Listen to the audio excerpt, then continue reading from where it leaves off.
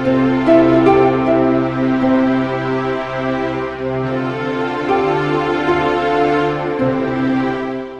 guys, welcome back to yet another grammar session for Linguacentric. Here we're working on all the grammar cheat sheets so that you can get good at grammar. Happy days. Right, today we're going to go straight to the bone. We're going to be discussing prepositions, but not all prepositions. It's a bit complicated. We're going to focus on 3 prepositions. In, on, and at. And with those 3 prepositions you can do a lot of speaking in English. There is one thing with these 3 prepositions, is that they are divided into 2 uses.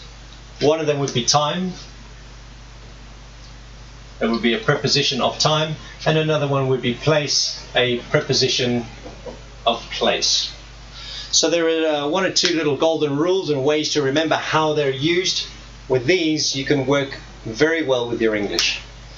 Depending on where you're coming from and what your native language is, this can or can't cause a problem for you. Here in Spain, in Madrid, this can cause a problem. So I'm going to just clarify how these prepositions are used in time and how they're used in place. Levels that this applies to begins at elementary and moves its way up until you get up to intermediate, and from there you should really have it under your belt and managed. Okay, so a preposition of place, well, you could be in a shopping mall, you could be in a car, you could be on an airplane, so it all works in things like that. But generally speaking, you might say, I am in the car. Okay, physically inside the car, in. Okay, a preposition to be used on for place. Well, if you put your coffee, if you're holding it and there's a table, you need to put your coffee on the table. Quite straightforward. On the table. And as far as at goes, at describes something of a journey that is ended and the place where that is. For example, where are you now?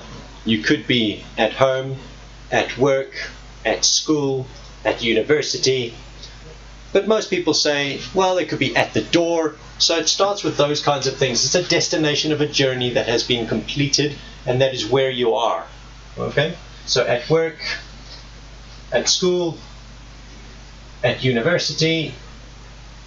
Be careful with this preposition, guys. The temptation is to say at the work, at the school, at the university. That brings into play another set of grammar rules around defined and undefined articles. Okay, so just leave that alone for now, just stick to that. Okay.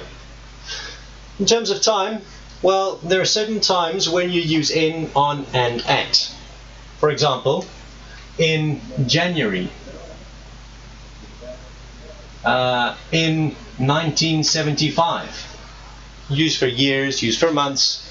You could then also say, well, on days. Anything that really has a day in the word, apart from midday and those kinds of things. But generally speaking, 90% of the rule is use days. Okay, so on Monday, on Christmas Day. Yeah, Christmas Day. We like Christmas Day. On Christmas Day. Okay, shortcut for Christmas. Catch up with that one later. Okay, and then with this one we use for time. Time. Okay, so what time is the meeting? At 12 o'clock. What are you doing at 1 o'clock today? We use this for general time. At 11 o'clock. 11 o'clock. Okay, good. So far so good. There is one other context that this place is used for, and that is to work out your address, where you live, where you work, where you want to rent a house, where you bought a house, where you're buying a house, all these things. So over here would probably be the city or the country. So where do you live? I live in Madrid. Where do you live? In Stockholm, in London. Okay, so that would normally be the city or your town. Where do you live? In Northampton in England, or in Bristol, or in Brighton. Okay, or the town. Okay, The on is for the rest of your address, not all of it. There's 3 parts to any address. Which street do you live on? What is the name of your street? So I live on Bristol Avenue or Bristol Street. The one for at, well, if we complete the address, where do you live? I live in Madrid. I live in El Casar. Okay. On what street? Calle Los Charcones. I live on that street. And at what number do you live? Well, I live at number 2.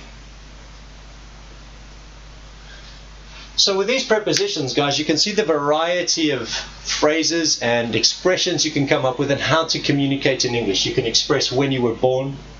You can express which days you're doing events. You can schedule events in at certain times. You can plan meetings. You can tell people where to meet, where you will be in the future, where you are now, what you want them to, where you want them to be. Where is your coffee? Always, where is the coffee? It's on the table. Where you live, the name. So there's a whole bunch of things that you can use these prepositions for. These prepositions are extremely powerful in the use of English. Okay, with this, you will be able to communicate a lot more. Okay, good stuff, guys. Well, there's a brief summary on the rules and how these prepositions work. Put them into use. Don't be shy. Take the grammar. You know how it works. Use it. And enjoy your grammar, guys. Take care.